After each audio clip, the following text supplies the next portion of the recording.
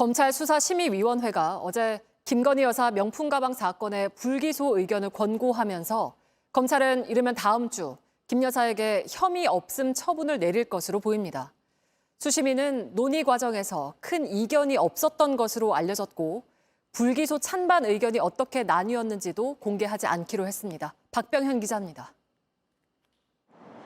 검찰 수사심의위원회는 5시간 넘게 김건희 여사 기소 적정성 등을 논의한 결과 기소를 하지 않는 것이 적절하다고 결론 내렸습니다.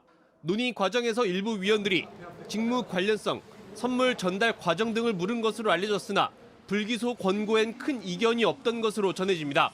서울중앙지검은 입장문을 통해 수심위 결정과 논의 내용을 참고해 최종적으로 사건을 처분할 예정이라고 밝혔습니다. 이르면 다음 주 내 이원석 검찰총장 퇴임 전 김 여사의 혐의 없음 처분을 내릴 것으로 보입니다. 일각에선 검찰 수사팀과 김 여사 측만 수심위에 참여하면서 수심위 결과가 이미 예상됐던 것이란 분석도 나옵니다. 국민적 관심과 논란이 많았던 사건이지만 수심위는 기소와 불기소 의견이 몇 대 몇으로 나뉘었는지도 공개하지 않기로 결정했습니다. 검찰 수심위는 지난 1월 이태원 참사와 관련해 김광호 전 서울경찰청장의 기소 여부를 논의하면서 기소 의견 9명, 불기소 의견 6명의 표결 결과를 공개했습니다. JTBC 박병현입니다. 수심위 결정에 대통령실은 공식적인 입장을 내지 않고 있습니다. 다만 저희 취재진이 묻자 결론이 빨리 나서 다행이다. 더 이상 정쟁에 이용하지 말라는 입장을 전했습니다. 마무리됐다는 취지의 얘기인데 야당은 면죄부 쇼라고 비난했습니다. 유선희 기자입니다. 어제 검찰 수사심의위원회 권고 결과가 나온 직후 짜고 치는 고스톱이라고 비난했던 더불어민주당은 오늘도 비판을 이어갔습니다. 드라마도 이렇게 막장으로 치닫으면 시청자가 외면합니다. 하물며 국민께서 검찰이 자행한 이 막장 면죄부 쇼를 용납할 거라고 생각합니까?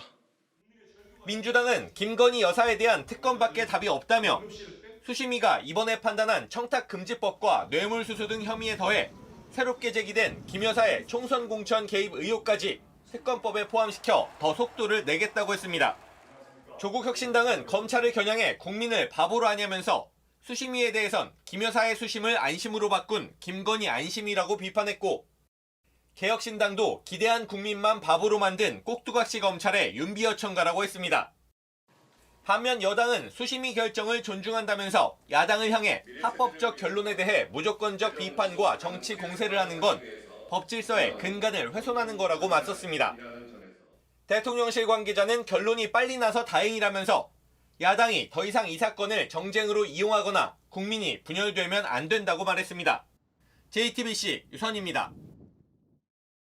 네, 관련해서 취재기자와 함께 더 이야기해보겠습니다. 박병현 기자가 나와 있습니다. 수사심의위원회 위원들의 표결 결과는 알 수가 없습니까? 예, 지난 1월 이태원 참사 관련 수심위에선 표결 결과까지 공개가 됐습니다.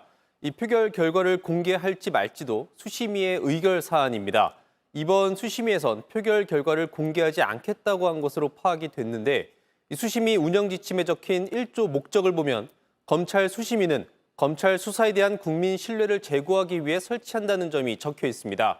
이 김 여사 명품백 사건은 국민적 논란과 관심이 높았던 사안인데 무슨 내용이 어떻게 논의됐고 기소 여부에 대한 찬반 표결 결과를 밝히지 않는 건 수심위 운영 취지에 맞지 않는다는 지적이 나옵니다. 네, 근데 아직 공수처 수사는 남아 있는 거죠?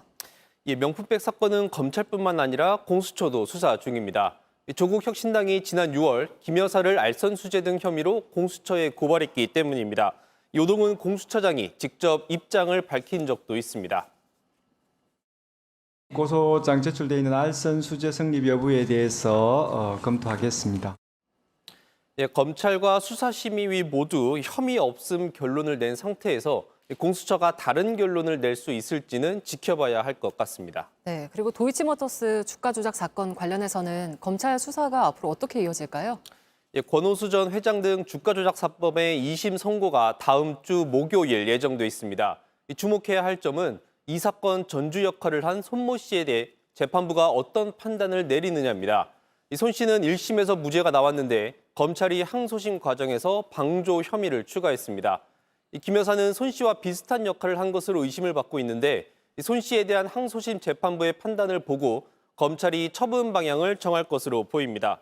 이 도이치 사건의 경우 검찰총장의 수사 지휘권이 박탈된 상태인데 이 중앙지검 단위에서 처분 결론을 내릴지 아니면 총장의 지휘권을 회복시켜서 수심위를 다시 열지 여부도 주목해봐야 합니다. 네, 알겠습니다. 박병현 기자였습니다.